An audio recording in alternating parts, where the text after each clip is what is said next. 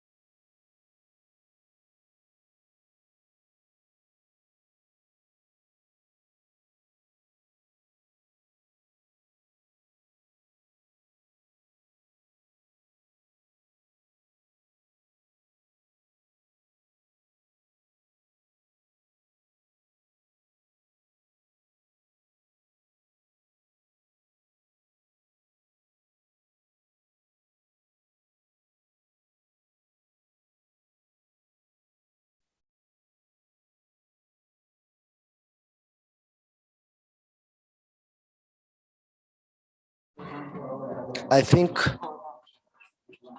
we can maybe start.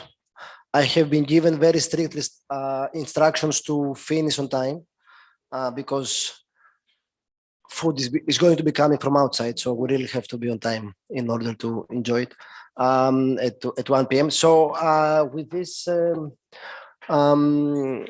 excuse, let me first of all thank you all for being here. Let me thank the Ambassador Rita Adam for being with us. Let me also thank Francesca Piazza, segretario della Commissione Affari Esteri e Comunitari della Camera dei Deputati. Also Daniele Caramani for not only being with us, but also in a way hosting and giving us the opportunity to have this, I think, very interesting event. And of course, last but not least, the main reason for which this event is happening, Professor Georg Kreis, who, while spending sabbatical in Rome and in the Istituto Svizzero, wrote this very interesting book, a book about a referendum that is not very fashionable, a referendum that many of us have either never heard of or forgotten, a referendum that was didn't make headlines precisely also because of the positive outcome that they had when it comes to the European Union. The referendum that Italy had in 1989 with respect to the European Constitution, the Advisory Referendum, that ended with a massive positive vote, together with the elections for the European Parliament. Professor Kreis has come from Basel to be with us. So with departing from the book, we'll try to have a discussion about direct democracy, referenda, and their role in the reinforcement of and strengthening of European unification, and generally the role in European in public opinion with respect to the European Union. Without further ado, I will give the floor for a brief salute to the Ambassador Rita Adam. Rita, the floor is yours. Good morning, everyone. It is a great pleasure for me to be here in Fiesole at the European University Institute on the occasion of this roundtable on direct democracy and the European unification process. I would like to thank Professor Elias Dinas, Swiss Chair on Federalism, Democracy and International Governance at EUI, for having reacted positively to our proposal to organize this seminar. The Swiss Chair has been founded in 2001, so we could also say that to some extent, this may also be an occasion to remember the 20th anniversary of its existence, or us being together here in Fiesole today. I would also like to thank Professor Daniele Caramani, Ernest B. Haas Chair in European Governance and Politics at the Robert Schuman Center, for his participation. He ensured that the roundtable takes place under the auspices of the center.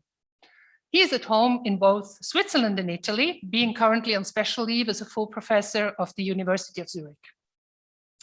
Furthermore, I would also like to express my gratitude to the Secretary General of the EUI, Marco Del Panta.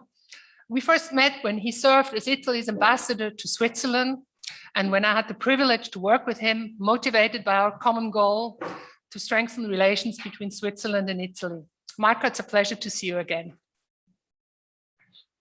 As you may know, Switzerland pursues very intense cooperation with the European Union through the so-called bilateral approach on the basis of sectoral agreements. Over the past 20 years, this approach has been endorsed by the Swiss electorate in various referendums. Located in the heart of Europe, Switzerland is intimately tied to the surrounding countries, be it economically, academically, demographically, socially, or culturally. It works closely with the EU and its member states to strengthen prosperity, security, and democracy in Europe. It shares their fundamental values and is a reliable partner that stands in solidarity with the EU. For obvious reasons, its neighbor states play a particularly important role for Switzerland. Our special guest today is Professor Georg Kreis, whom I would like to welcome very warmly. Professor Kreis, Emeritus of History at the University of Basel, is one of the most distinguished scholars in Switzerland on the history of the 20th century. As a founding director of the Europa Institute in Basel, he established an important platform for the debate on Europe in Switzerland, which is a very lively debate. As a Swiss ambassador to Italy, I am of course very much pleased that Professor Kreis has taken a particular interest in Italy in his recent research. He laid the ground for this seminar when he published his book on the advisory referendum held in Italy in 1989, which gave Italian citizens the opportunity to express their views on the European unification process. Through his work, Professor Kreis has made a further contribution to enriching the debate on political processes and the European unification. Debate is at the heart of the democratic political system. This applies in principle to all democracies, whether they are more representative or more direct democratic. The democratic culture of debate also underlies the European unification process. To quote one of the founding fathers of the European Union, Alcide de Gasperi, "The future will not be built through force, nor the desire to conquer, but by the patient application of the democratic method, the constructive spirit of agreement, and by respect for freedom. Starting with the presentation by Professor Kreis in a short while of the debate which took place in Italy at the end of the 1980s, the subsequent roundtable discussion will certainly broaden our view. And in this context, I would, of course, also like to give a very warm welcome to Consigliere Francesca Piazza from the Italian Parliamentary Services and thank her for her readiness and contribution to historically situate this public debate in Europe and in Italy. Last, but absolutely not least, I would like to pay tribute to the Istituto Svizzero a Roma and its director, Joël Comé, who is also with us today and will speak in a moment, if I understand it correctly, and Adrian Brandley, the head of science at the Istituto. You already heard it. During the autumn of 2019, Professor Kreis was a senior fellow at the Istituto Svizzero, and part of his book was written during that stay. I am particularly pleased that our embassy, the Istituto, and the Swiss chair at the EUI are jointly presenting a discussion on issues that remain highly topical, building on the insights of Professor Kreis's book. The EUI, as a leading institution for giving impetus to the public debate on the European unification process, seems to be an ideal place for this purpose. Thank you again for your generous hospitality.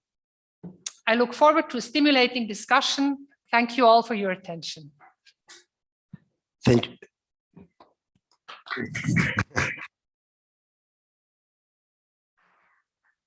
Thank you very much, Rita. Joel, maybe you want to, if you want to come here for a quick intervention, or if you want to take a microphone, as you want.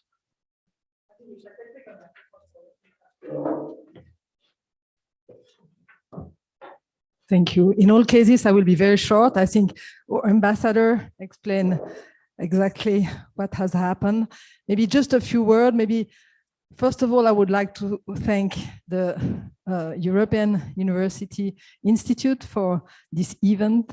I would like to thank the embassy for collaborating with us on this. And maybe more of all, I would like to thank Professor Kreis, who accepted our invitation to be a senior fellow in our institute, the Istituto Svizzero in the heart of Rome. Just want to say that this senior fellow program we launched 3 years ago is now very active. So we are hosting professor, researcher, but also artists because we are transdisciplinary. So near our 12 annual fellow in arts and academics, we have now a program of senior researcher coming to the institute. It used to be very Swiss-based, but we are internationalizing, if I may say so. So just want to communicate this for a confirmed researcher, because it's a program by invitation only. But if you let us know that you wish to be invited, we can look into it. So thank you, all of you, for being with us today. Thank you again for inviting us to participate. Thank you to Professor Kreis for staying with us, and also for collaborating with us for this great publication, which is part of the Institute collection. And we are looking forward to hear your talk. Thank you. Thank you very much, Joel. Let me say, actually, yes.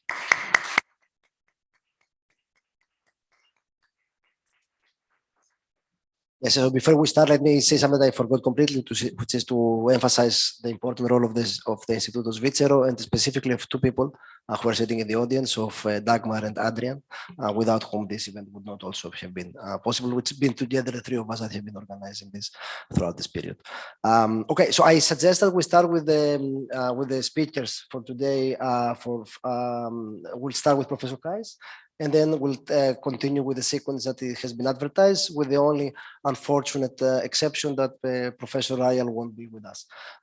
So there is a bit more time if you want for your own intervention. So we'll start with Professor Kreis, then Mrs. Piazza, and then Daniela Verma. Professor Kreis, the floor is yours. Thank you very much for the invitation and the warm introduction, and the attention you have given to the study of the 89 European referendum in Italy. It is a political event which surprisingly has been completely forgotten or has not become part of a common knowledge or collective memory. My task this morning is to briefly recapitulate what is the subject. And first of all, let me say in a very general way what such a retrospective into history achieve. They form an autonomous counterpart to our present and show realities that do not correspond to the present and show how the world can or could be. In this way, they enrich our horizon. What we conclude from this is then a matter of its own and will probably become apparent in the subsequent panel. In the summer '89, as we have already heard, 88% of Italian citizens were in favor of an European Parliament drafting a constitution for a European Union. This valanga di sì was a threefold commitment. Firstly, to the European integration process, of course. Secondly, to a customary separation of powers with a legislature superior to the executive. And thirdly, to Italy's pioneering role in this integration process. Italia locomotiva e non vagone del treno europeo. The plebiscite was so important to the country's political elite, from the left to the right, that they made it possible to hold a vote in April '89 by amending the constitution. In addition to the already existing negative referendum abrogativo, to the positive referendum d'indirizzo or consultativo was introduced. The Italian referendum occurred in the phase of integrationist awakening, the relance that followed the years of the Eurosclerosis and made the Single European Act in '87 possible and led to Maastricht in '92. The Milan summit of June '85, at the end of the Italian presidency, could have set an important course. Instead of continuing on the intergovernmental, bureaucratic, and diplomatic path of the national governments, the introduction of a supranational parliamentary and much stronger representation of the citizens by a parliament. Instead of a Europe from above, one from below, and thus the elimination of the notorious democratic deficit. This would have been a reactivation of the concept of the Federalists, who were in a strong political movement until 1948, but were then outflanked by the Unionists with their concept of stepwise sectorial and functionalist integration. In 1995, the Federalists demanded in vain that the European Parliament should be involved in the drafting of the Single European Act. The second path would also have led to the European community from economic to the political union. However, the intergovernmental conference that followed the Milan summit and the Single European Act as its outcome remained on the first path of small integration steps taken top-down.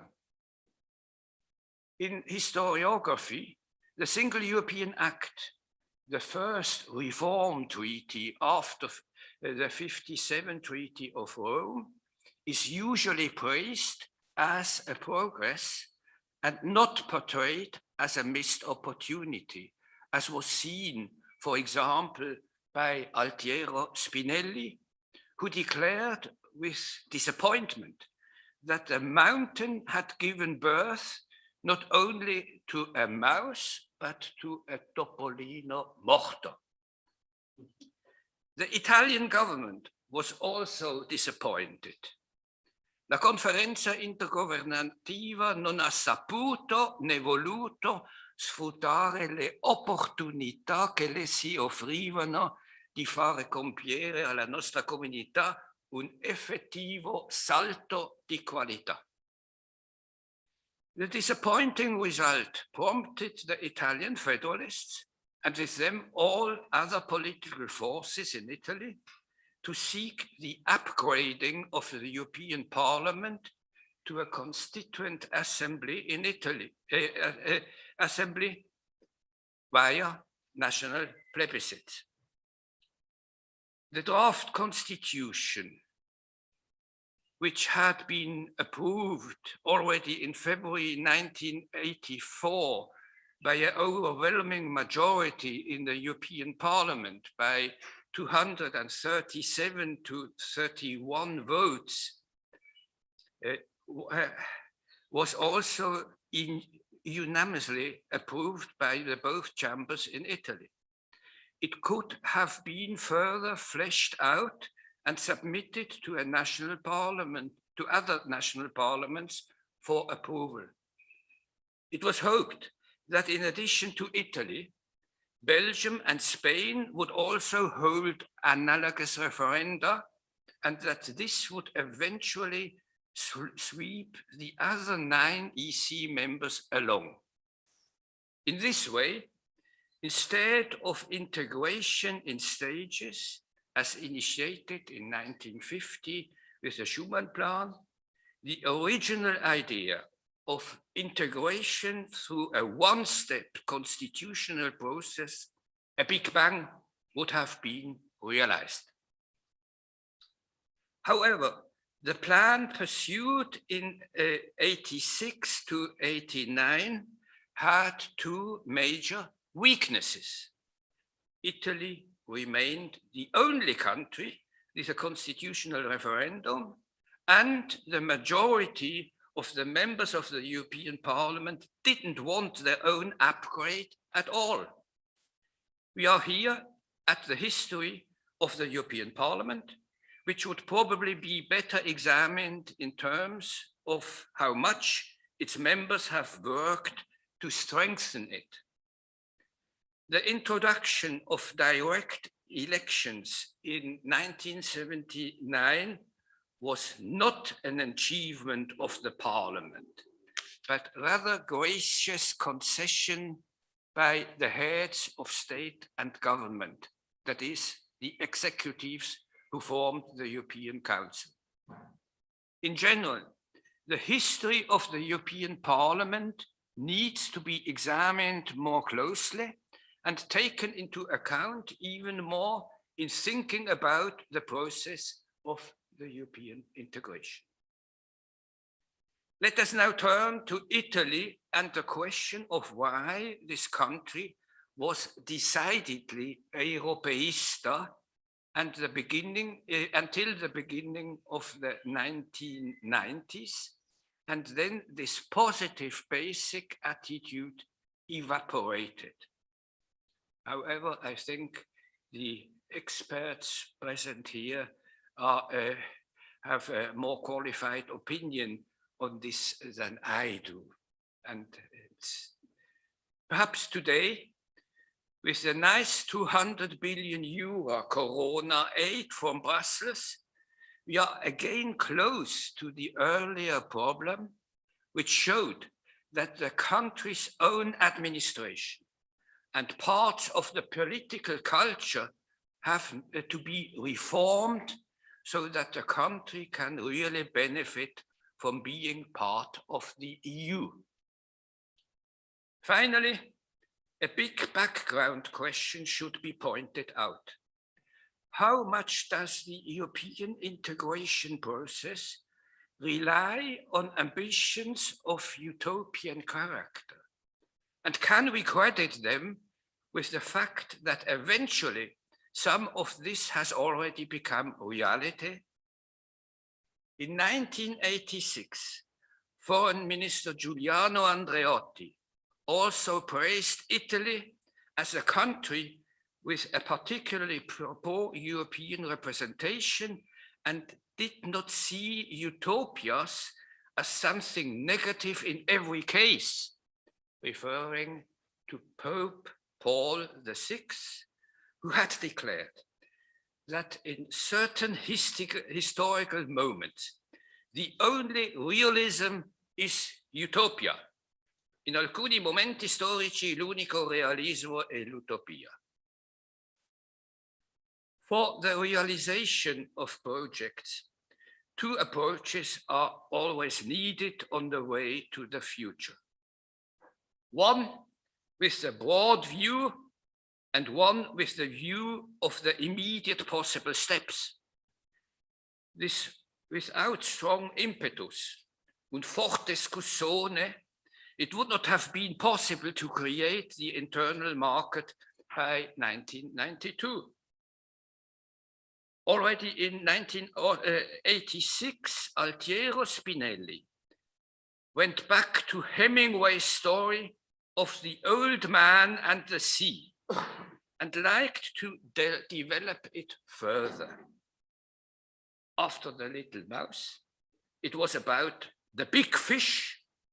It is the sea is single European act, what it could have been. This fish was eaten up by many small fish on the way to the mainland, so that only the skeleton remained. And Spinelli called on the European Parliament to set off once again for the open sea and get another big fish, but this time to protect it from the small fish. Catturare il pesce e proteggerlo dai pescecidi. Grazie per l'attenzione.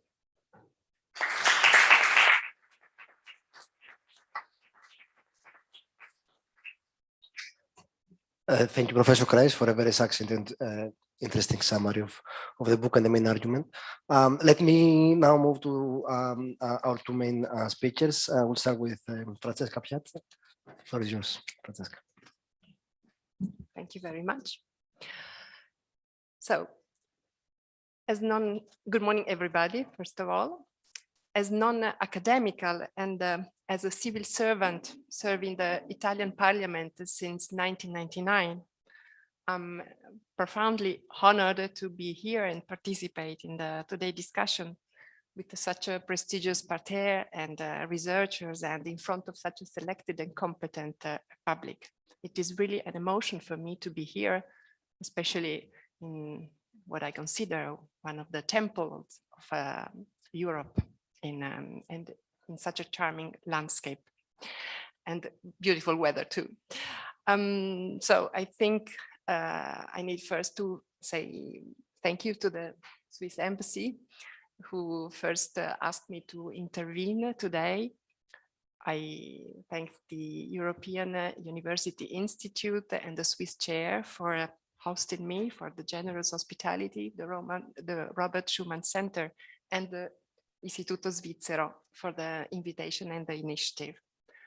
And of course, I am grateful in particular to Professor Kreis, whose efforts and passion in researching and documenting the almost forgotten 99 so-called European referendum motivated me in asking myself question on why Italy was and is for Europe, and on the role of direct democracy when it is about fundamental choices affecting the form of the state itself.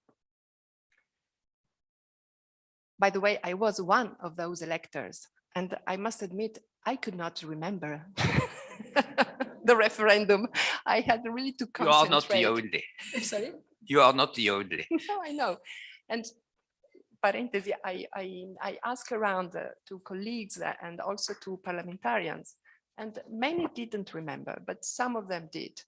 And in particular one, but he was an activist of the Federalist movement, so not a common example. And all the parliamentarians could remember very well the climate of the political debate in the late 80s and the meaning of the referendum.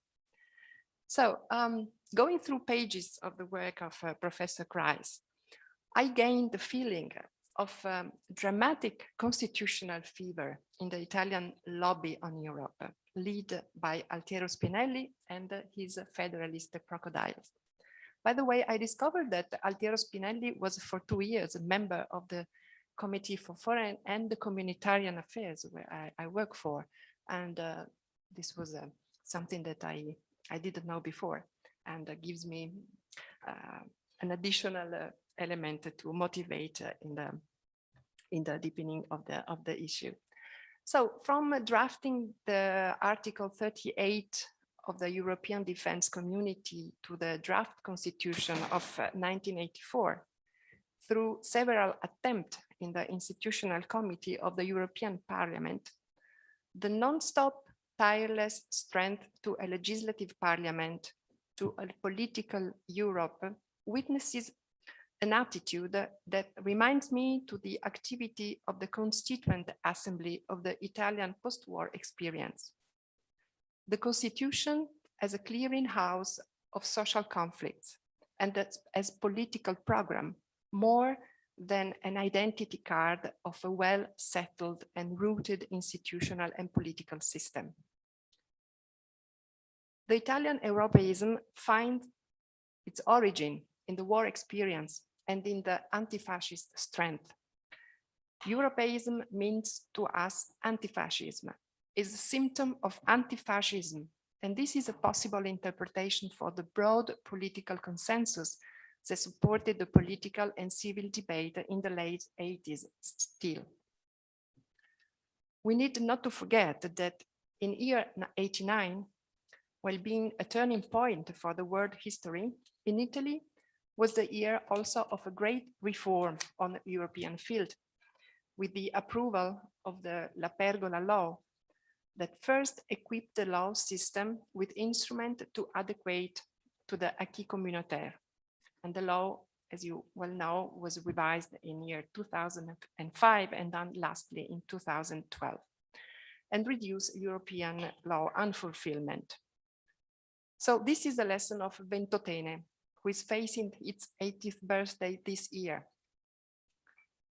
Another reason to me for Italian Europeism is also related to the history and to the special history of the idea of nation for us, who was born quite late, with the democratic nationalism of Giuseppe Mazzini, who founded the Giovane Italia and Giovine Europa.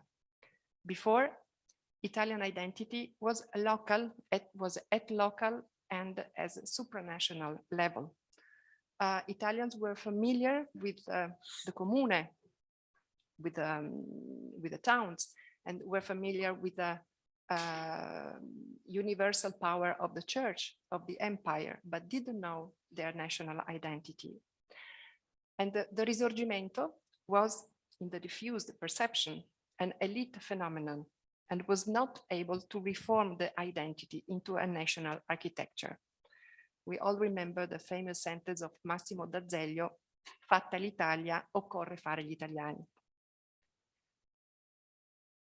Italian Europeism remains component of a check and balances package based on also on the centrality of parliament with sacrifice of an efficient government, on the proportional electoral law mentality, on the perfect bicameralism as antibodies again against the restoration of a possible new regime.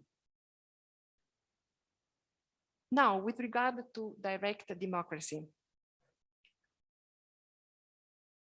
we know that the Italian constitution was provided with some instrument of direct democracy as counterbalance for extremism in the representative democracy. And we also know that this instrument turned soon into a leverage to insert civil society in a strictly party-led political debate. The abrogative referendum became an embryonic form of the anti-casta campaign of later years.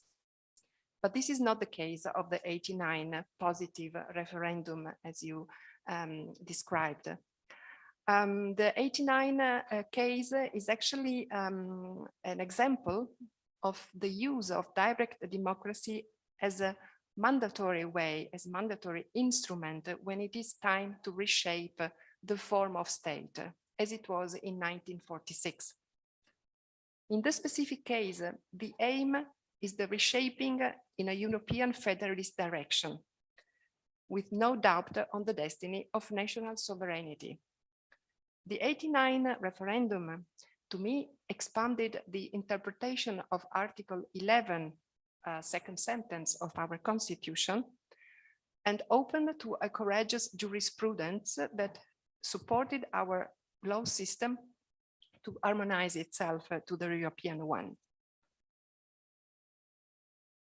On the other, in other European member states, the direct democracy was and is still sometimes the cornerstone and defender of national sovereignty. So Italy was and is for Europe.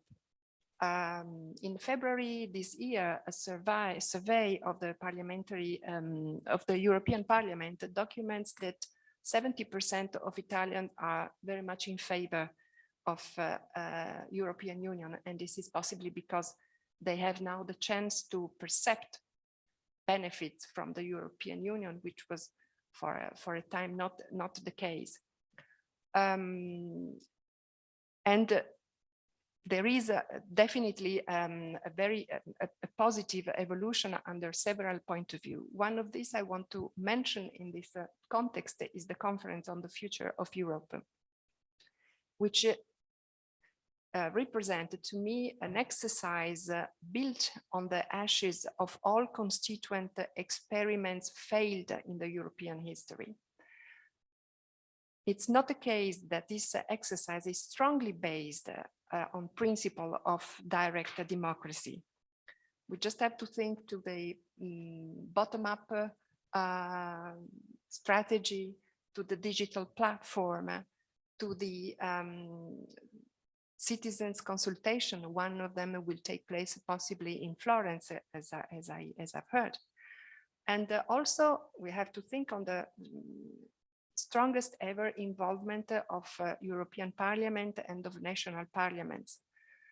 And on the top of that, the inclusion of all institutions and not only one will possibly give to this, to the conference, the best chance ever to succeed and to,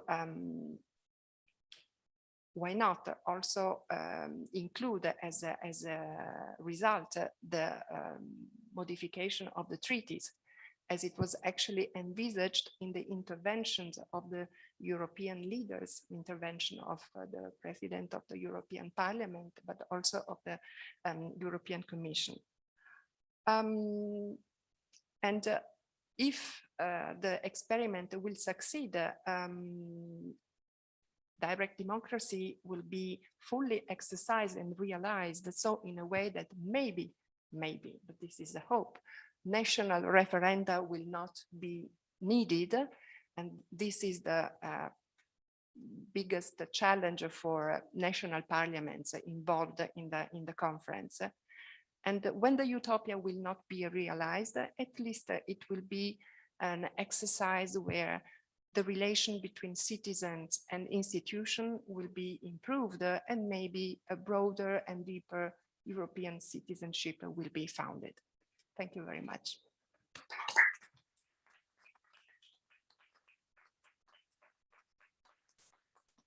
Thank you very much, Francesca.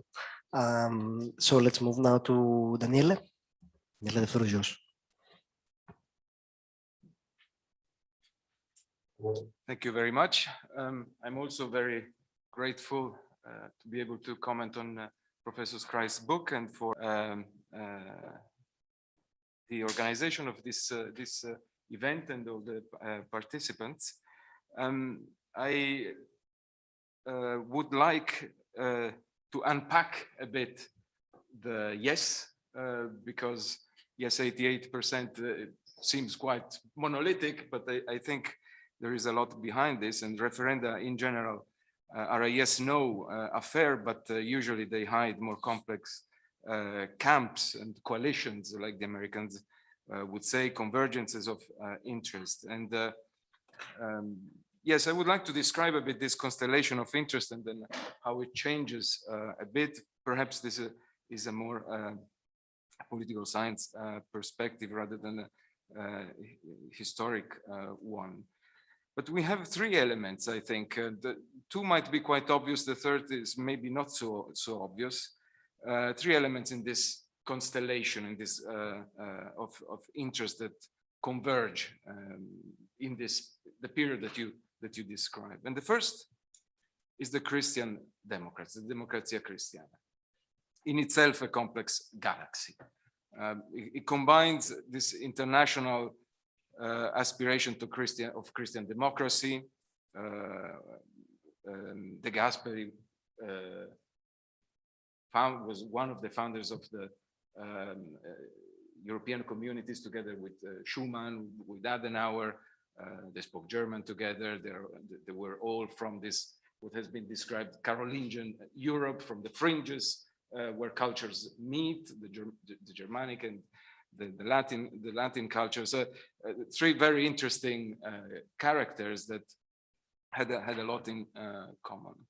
So the Christian Democrats in Italy are this to some extent, but they also something else. They represent the South, where they mobilize through clientelism, and the structural funds in many ways were instrumental to this clientelist mobilization, but also strongly ideologically, strongly Catholic. For example, in the northeast of Europe, the Zona Bianca, the white, very Catholic zones of the northeast of Italy, where they in fact represent the interest of the small and medium enterprises. And I think this is an important point in what changes then later on.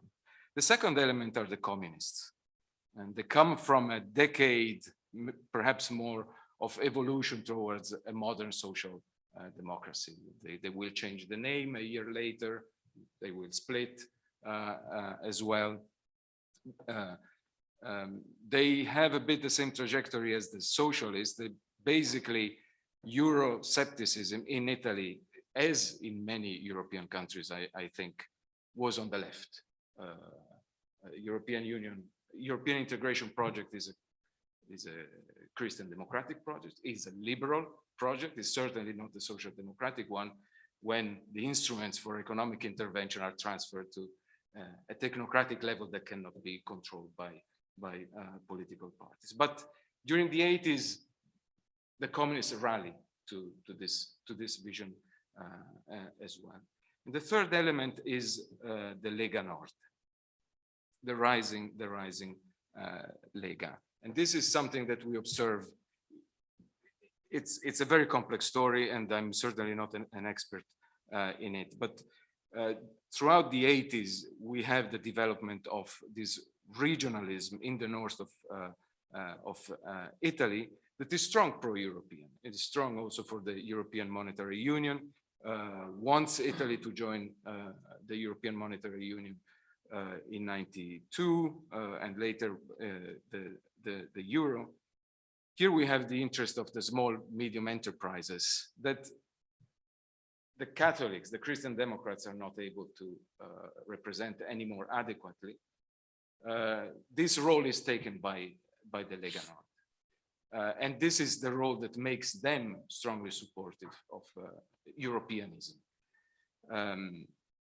But it's also because regionalism all over Europe, but especially for the Lega, was a way to circumvent the nation state, was a way to circumvent Italy and to affirm stronger regional autonomy and powers.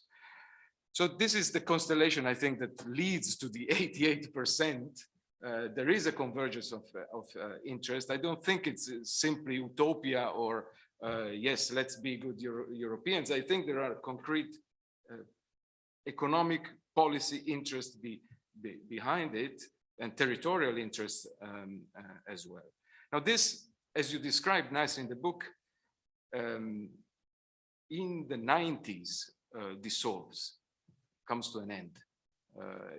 You have the origins of anti-Europeanism in Italy. It doesn't manifest itself immediately, but I would agree with you that the seeds are in the early 90s.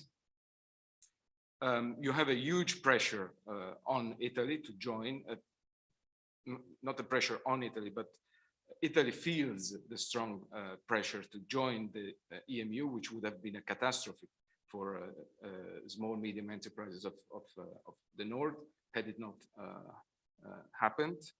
And this creates growing tensions within the system that breaks 93, 94 with the corruption scandals.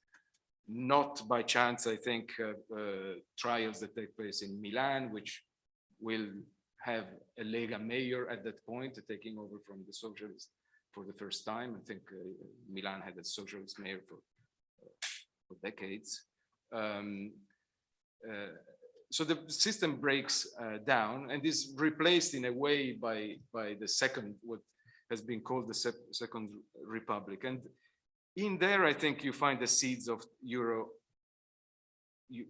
It's my opinion, I mean, but again, I'm not an expert in these questions, certainly not an expert on Italy.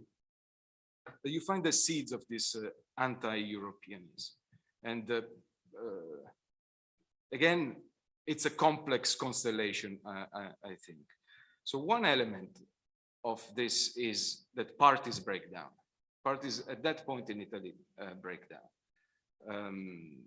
They're replaced to some extent, but never in a way as they were before, able to mobilize the masses and rally them behind, for example, the idea of European integration. So I think this is one first crucial element of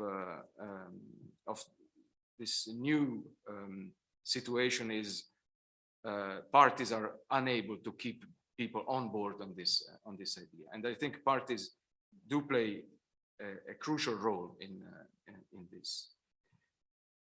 And the second element is, if you want, its opposite, the technocratic nature of the transition and the way in which Italy makes it to join the European Monetary Union. You have the technocratic cabinets, first of Ciampi, then Dini. This will be then also continued in the future. Even some prime minister from the left, like Prodi, have some technocratic character. So you have the seed here that the trajectory towards more integration is not something that the masses are carrying, are approving, but it's of a technocratic nature, something a bit alien to the democratic process. And third is that this is a period, in fact, that very important reforms, I mean, you mentioned some very important reforms take place in the euro. The introduction of the euro probably is the most important one. But reforms that are not perceived as improvements in the living conditions, in the working conditions of Italians. Instead, there is this replacement of a vision of a Europe that offers opportunities to a Europe of constraints, and in particular constraints on what Italy had done for decades, devaluation to make enterprises more competitive.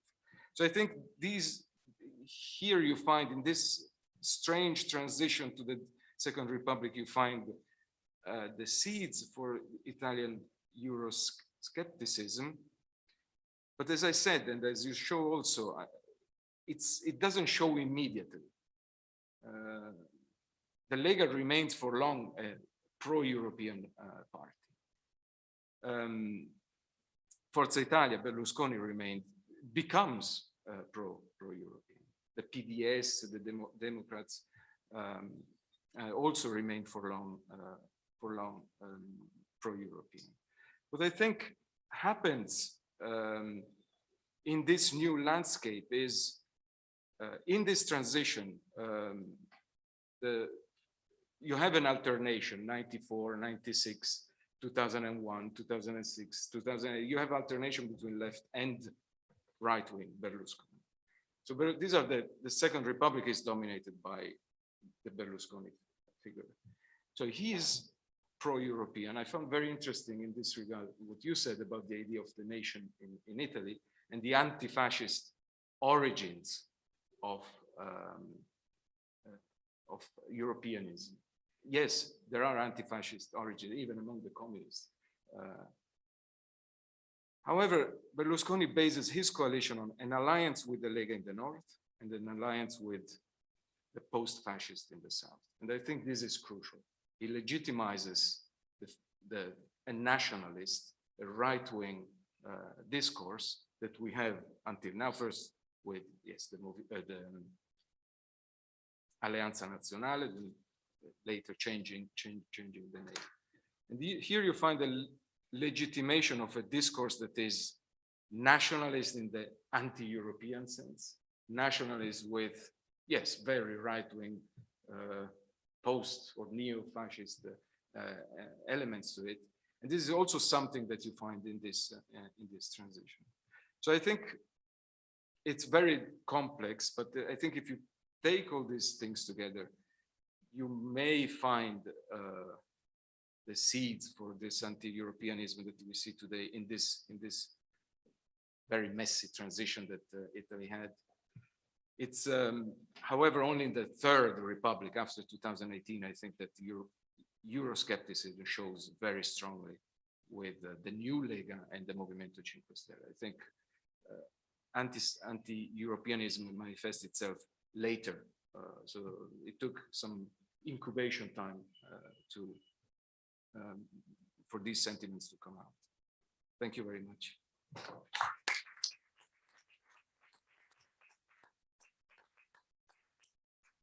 Thank you very much, Daniele. And I think that's a very nice introduction for me to opening. It's a very good opportunity for me to open the floor.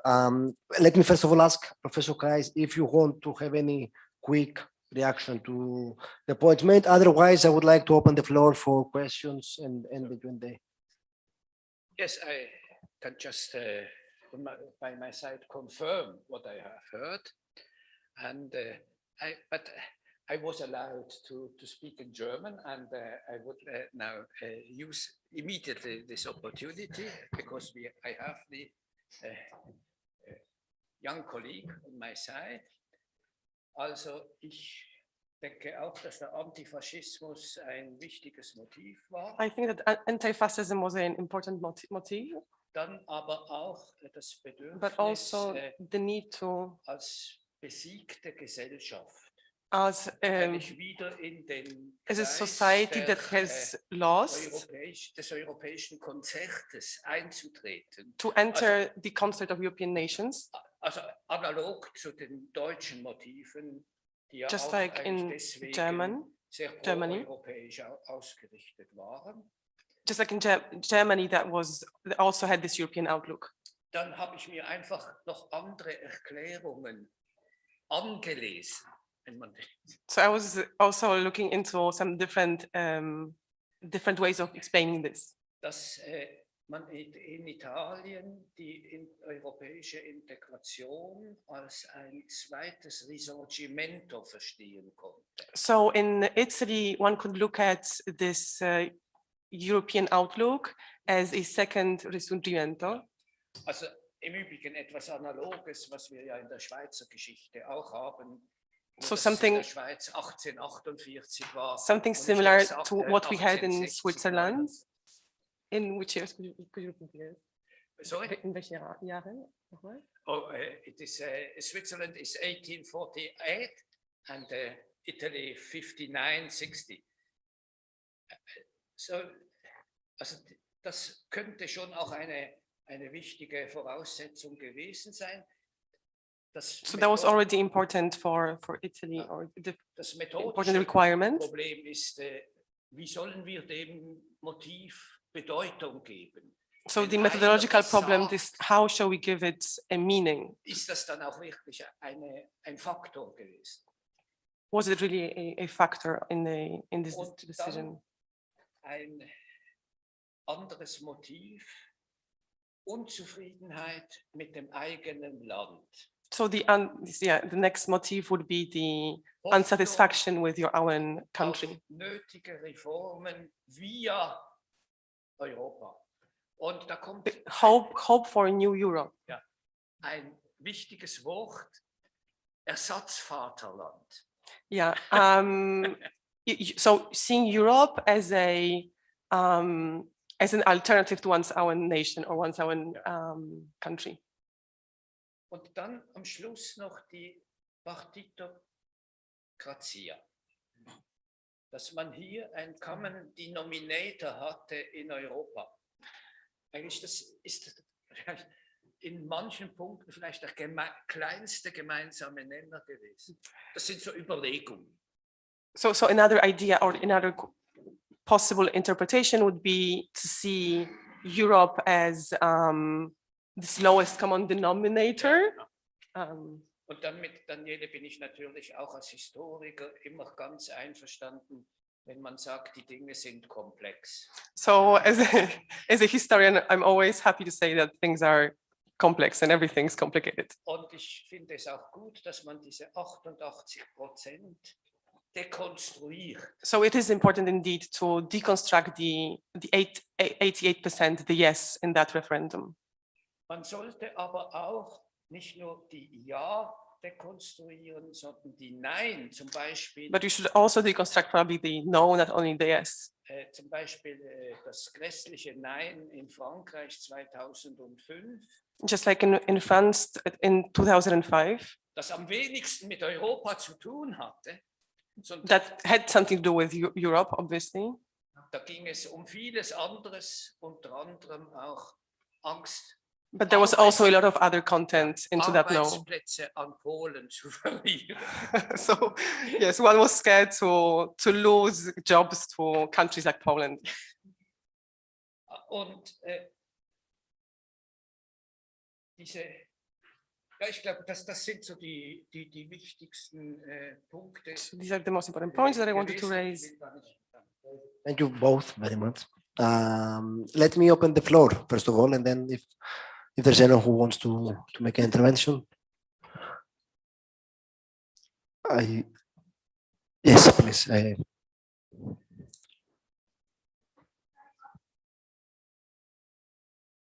just wanted to make one point.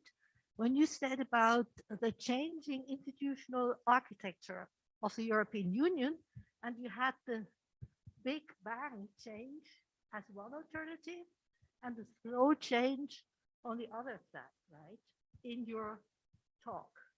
Now, when you talked about the draft treaty constitution of the European Parliament in the 80s, if you look at the Lisbon Treaty of today, exactly what they proposed then is now in the Lisbon Treaty. So it went in the direction, but it went slowly.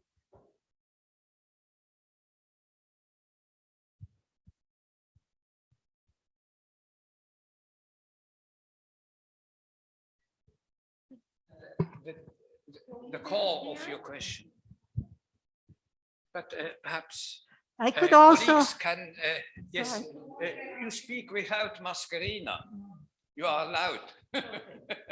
So my point is actually to say you talked about a big bang change of the European treaties on the one side and the slow development which we have experienced. And I just wanted to point out that what the European Parliament proposed in the draft constitution in the 80s is exactly what we have now in the Lisbon Treaty. So it went slowly, but it went exactly where the Parliament wants to go. So The draft of constitution was oriented to the classic simple division of powers with a full parliament, and the so-called commission would have been a government, an executive, and the European Council a sort of Senate as a second chamber between beside the low chamber of the existing European Parliament. Is that the answer to your question? And this was the idea to go with a Big Bang model, yes, and not stepwise. And of course, the Single European Act has improved a little bit the competencies of the European Parliament, but only a very little step, and not this co-decision they allowed later. I should speak in German. Unfortunately, yeah, there is an issue with sovereignty, so we cannot, yeah, which makes the life even more difficult. But yeah, thank you very much. There is one more question. Maybe we can give the microphone.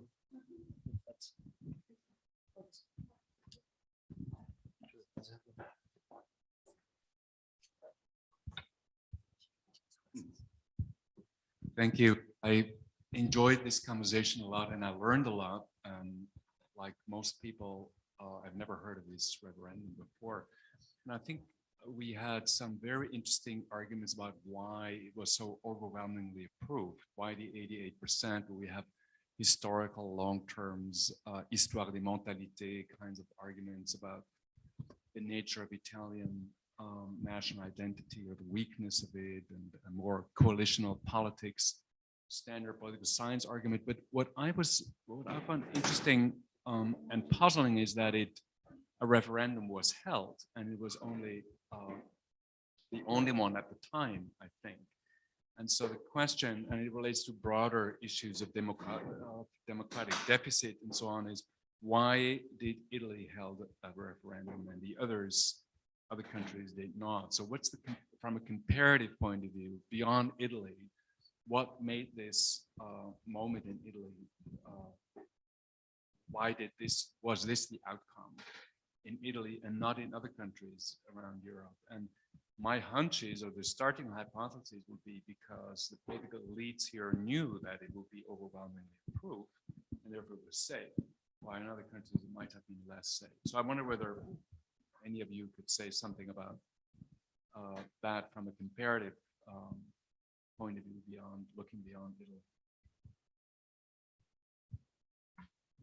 Ich würde eigentlich die Beantwortung gerne meinen Kolleginnen und Kollegen überlassen, weil es ja primär eben Italien selber betrifft. So I would rather leave this question to other speakers here, because it's about Italy, which they are better qualified to answer.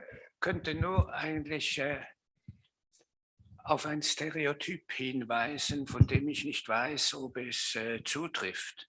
I can only talk about one stereotype that I'm not sure whether it's true, but let me talk about it nevertheless. Es betrifft das Overwhelming, ob das etwas mit italienischem Charakter zu tun hätte.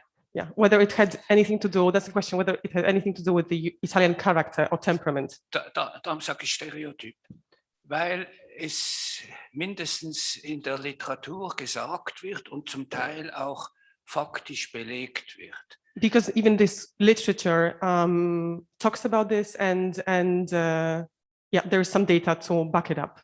Dass es in Italien immer schnelle und leichte Zustimmung gab, mindestens bis 90. So it was known by then that there was quite an important or significant part of the population was in favor. Es war im Übrigen für ein abstraktes Konzept. Es kostete nichts. Es hatte keine Konsequenzen. Da kann man schneller Ja sagen. So there were no real consequences. It was cheap. Und da wird dann oft mit England, also mit Großbritannien oder sogar der Schweiz verglichen. So as compared with Great Britain or with Switzerland? Dass Britain immer Nein sagt und wenn es dann geschehen muss, die Bedingungen erfüllt und Italien immer Ja sagt und dann die Bedingungen nicht erfüllt. So stereotypically, the difference is that in Great Britain it is said that the British will always say no, but then comply with the requirements once they have to do so. But Italians will always say yes, yet they will not comply with the requirements afterwards. Es ist bekannt, dass Italien sehr viele Erfüllungsklagen hatte, weil sie den eingegangenen Verpflichtungen nicht entsprochen hat.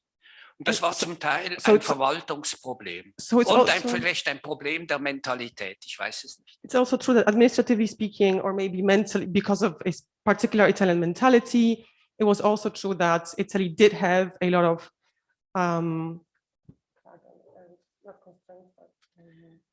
yeah, it's okay. Yeah, constraints or they started mitigations against the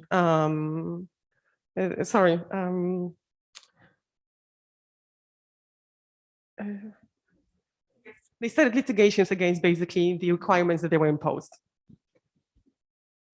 Customer overwhelming, aber jetzt vielleicht. Would you like, if you, yes, please, if you want to add something on this. Few words, but I'm afraid I don't have a real good answer, or I can try to give some elements.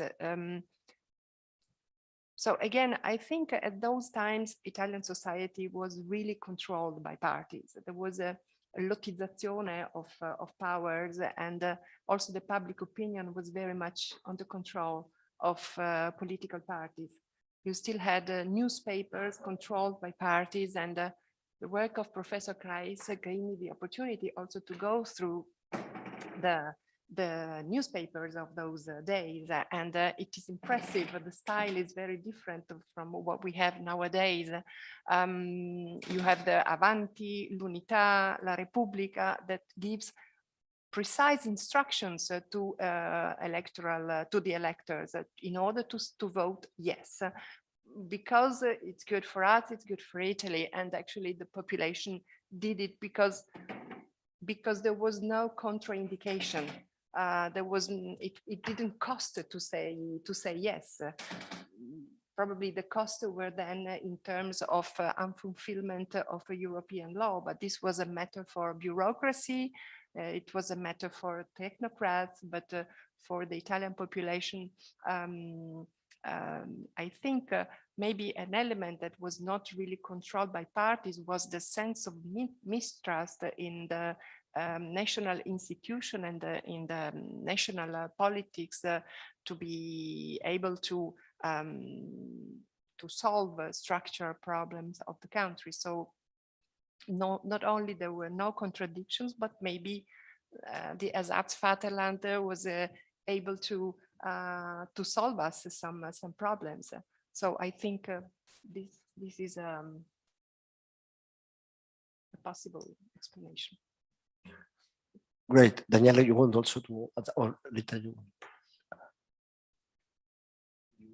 No. Yes, it's a very intriguing question. I think I would give two answers. One is institutional. If I'm not mistaken, after Switzerland, at the national level, Italy is the country with most referenda. Ireland also has a lot recently, but if you look historically, Italy has a lot. California has a lot, but if you just take the national federal level, Italy is really up there, and also has a long tradition of it. For example, the Republic, so the abolition of the monarchy was established by referendum, 46. But even the unification of Italy through the plebiscites, if you walk around villages, you always see the numbers who voted for Regno d'Italia and who against, and it was usually 80-90% for Italian unification. So there is this institutional tradition in Italy. And the other one is cultural, and yes, points to what you have called Ersatzvaterland, and what you have just reminded now is the deep distrust that Italians have for their own institutions, their own political system. And this comes from very far, has been described, a more of familism and the work by Putnam and so on and so forth. And I think that, yes, the referendum was a way to anchor this need for an efficient, trustworthy political system at the level of the European Union. So I think, yes, these two would be the answers I would give, but it's difficult. Yeah. Yes, please.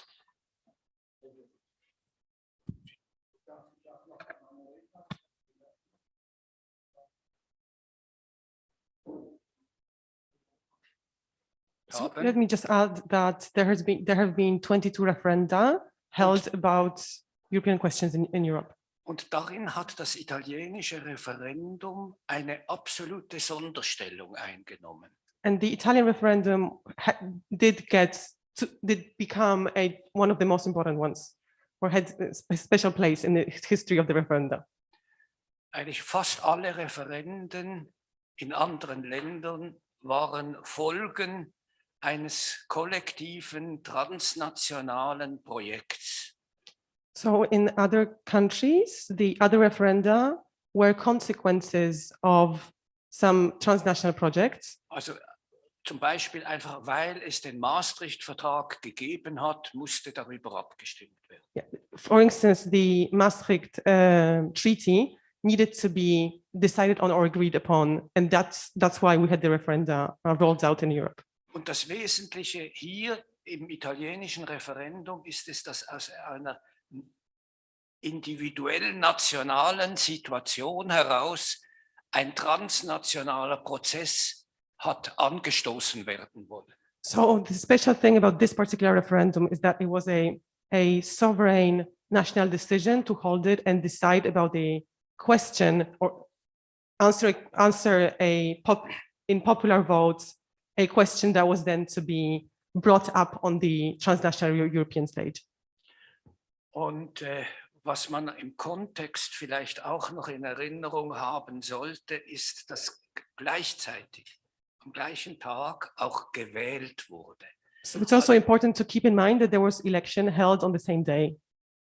Ob man dann, es war ja eine Stimmbeteiligung auch von 80 oder mehr Prozent, und the turnout was also very high. Wir haben eigentlich keine Laborsituation, nur Abstimmung zu diesem Projekt, sondern es war in Kombination mit den von den Parteien motivierten europäischen Wahlen. Und die waren im Übrigen auch in Italien wichtiger als das Verfassungsprojekt. Von den Medienecho her. I'm sorry. So it was also motivated by the European parties in that election to be, I'm sorry, I didn't understand. Also, ich habe jetzt nicht verstanden. What should I repeat?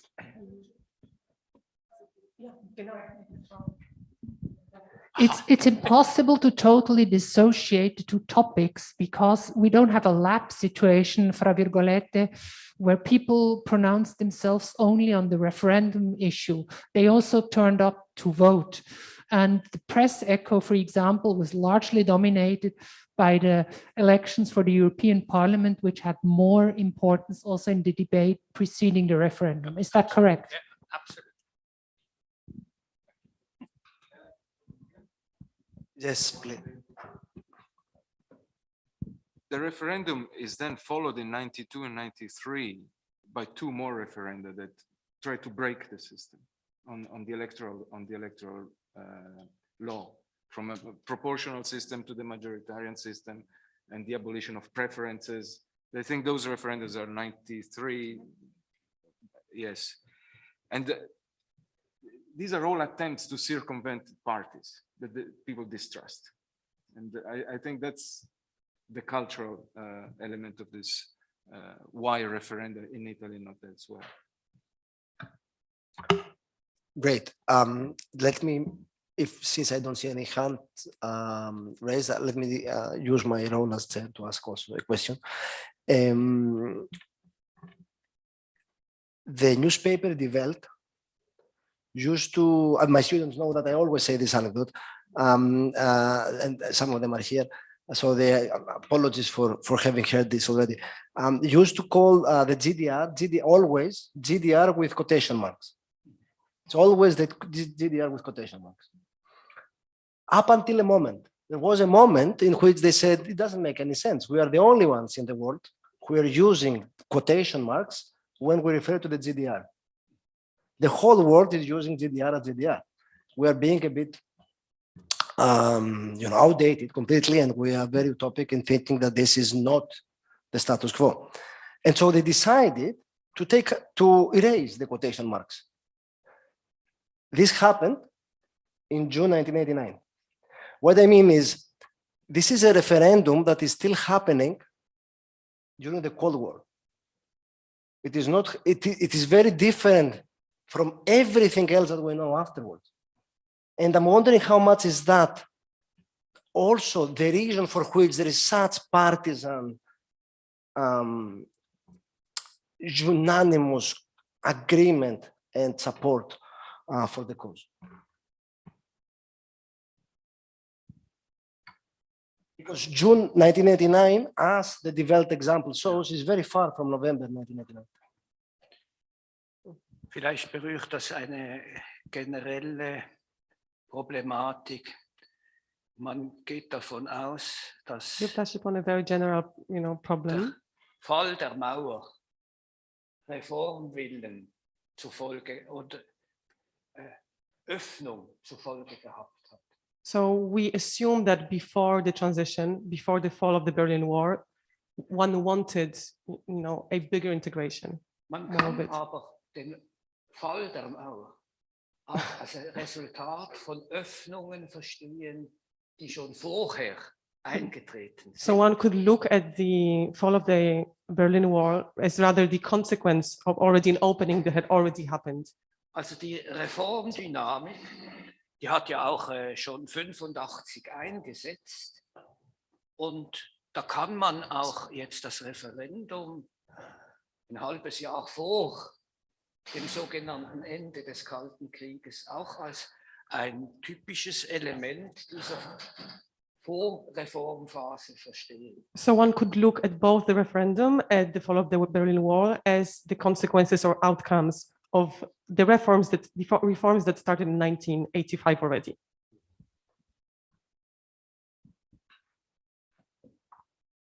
Okay, great. Hans-Peter, please.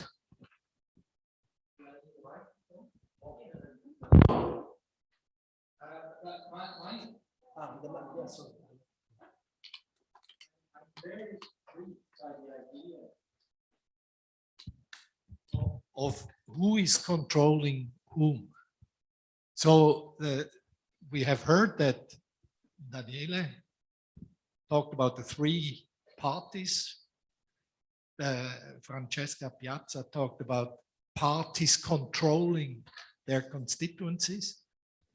But at the same time, you both said Italians are very dissatisfied with their political system. They highly distrusted the parties. So why does somebody who distrusts the parties allow them to control public opinion? It's contradictory what you are saying. And I wonder when, if parties ever control public opinion, when did they lose control? I mean, they fell apart in the beginning of the 90s. And then public opinion in Italy one day turned against European integration. And if you look, but it only happened in the Great Recession. It happened after 2008. And it happened when Europe was no longer so supportive of countries in the European South. So from that, I would deduce that Italians have voted in favor of Europe in '89 because they benefit a lot from Europe. And so it was material interest, not a vision, not party control. Public opinion in Italy was in favor of Europe because Italy benefited from Europe. And once Italy stopped benefiting or benefited less, then public opinion turned against Europe, and the parties supposedly controlling public opinion just opportunistically, Lega, Cinque Stelle, followed public opinion. How do you think about this interpretation? Would you like to? Yes, Daniel.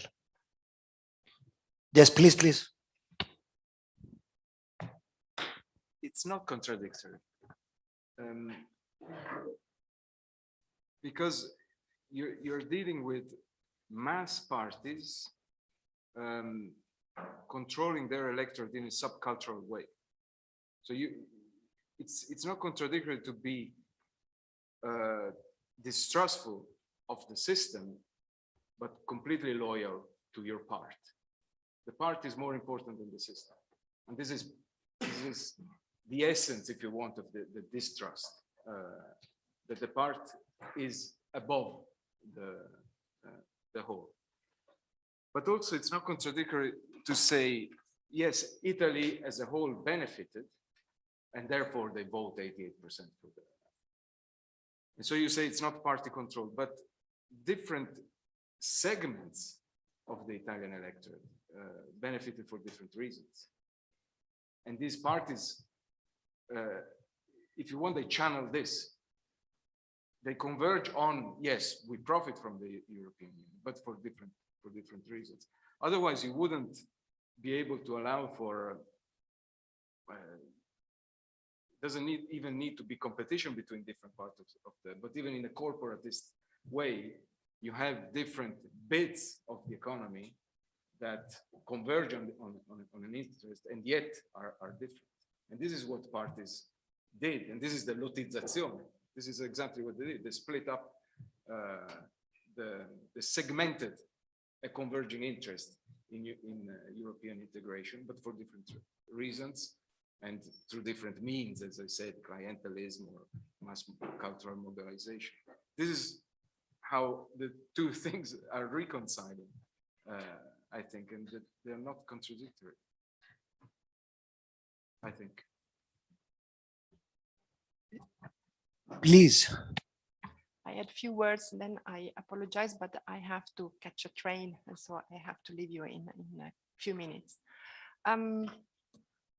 I agree with you, but I understand your feeling or your perspective as a non-Italian. To some extent, we are very often a contradictory country, and Italian politics is very hard to be read and fully understood. Myself, going through the preparatory work of the famous constitutional law, I didn't have the feeling from the real beginning that all parties fully agreed on the result of the constitutional law and on the referendum. In particular, the representative of the government was very skeptical and very careful in embracing the enthusiasm of some parliamentarians. I would say more, the leftish parliamentarians who were particularly enthusiastic of the project. The project was undertaken by Honorable Cervetti, a member of the Partito Comunista from the so-called Migliorista area. He was then kicked away from the party, but this was the second part of the story. Only when it was clear that there was a a broad consensus in the plenary of the assembly, then the government turned to a supporter of the referendum. And afterwards, you have a very courageous declaration of Andreotti, but during the preparatory work, he was actually quite a step behind of the entire procedure. I would also like to remember that the history of Italy, the behavior of Italy during the Second World War put our country in a very difficult position in the geopolitical scenario. We used to say that our democracy was heterodiretta. Political parties had external counterparts, financing from abroad. So it was actually a complex society, the Italian ones. We had the strongest communist party in the Western Europe, and there was an eternal fight for the supremacy in the parliament, and actually only a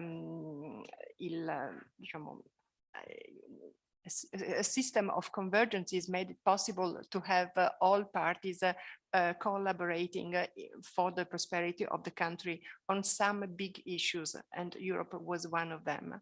I was also astonished that actually representatives of the Movimento Sociale were in favor of this referendum, maybe to demonstrate that they have overcome the fascist DNA, but also because they could see in a more structured Europe the triumph of their statalism.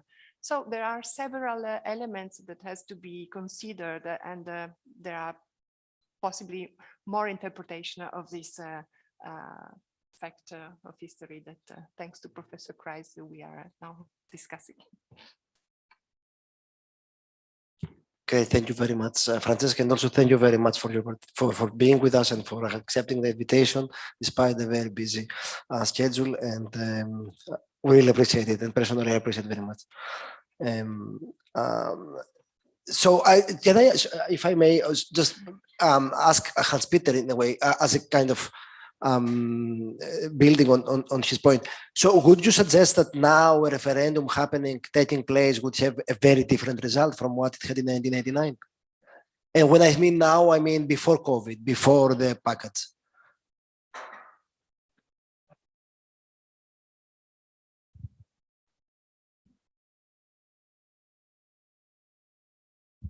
And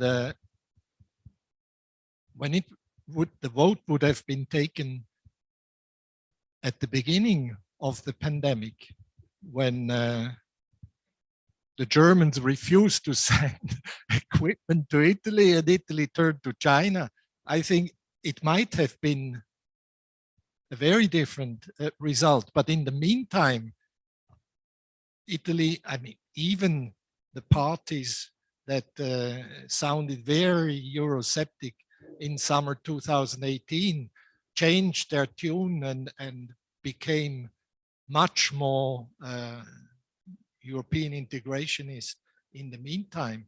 If it is true what you're saying, that parties still have a control over their constituencies, then I think it would be not 88%, but it would be large majority in favor of Europe.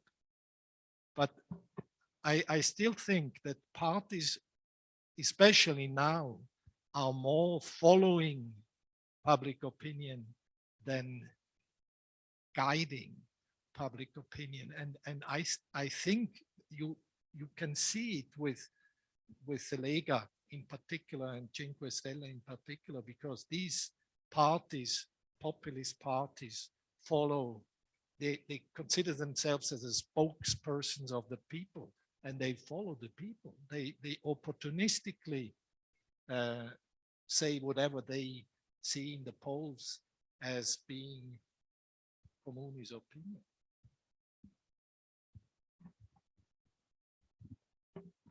Yes, no, I totally agree with that. It's just that I think that there is an element, as Daniele was trying to point to, and also Francesca, with respect especially to, I wouldn't say that this is specific to Italy, but it is specific, you know, the Ignacio Sanchez Cuenca sort of explanation for support for the European Union, which especially in Italy, given the cultural self punishment about how how inefficient the state we think it is, and all these things, or our elites are, that creates, I think, even if in terms of partisan support there might be fluctuations, very solid support for the European Union, and I mean the surveys have been, I think, very stable in the sense that, together with Greece and Spain, Italy has remained a very pro-EU country throughout this period, in a way. So I think there is something in there. Anyone else would like to intervene at this point? Nothing? Okay. Yes. If not, then let me ask again. Do we have any question from the panelists, from the attendees? No. Okay. If not, then let me thank again very much Professor Kreis, Ambassador Rita Adam, Daniele for being with us, and Francesca, and thank you all for attending this event. I really think that the book touches upon a very, very interesting case, and I think that the specific element of the fact that this comes not in a supranational sort of manner, but actually from Italy itself wanting to confirm and stamp its pro-EU orientation and role, makes it a very interesting case that I had clearly not heard about, and I am very, very happy and grateful for having been given the opportunity to learn about this. So thank you very much, Professor Kreis. Thank you again to Ambassador Rita Adam. Many thanks to Instituto Svizzero, and thank you all for being with us.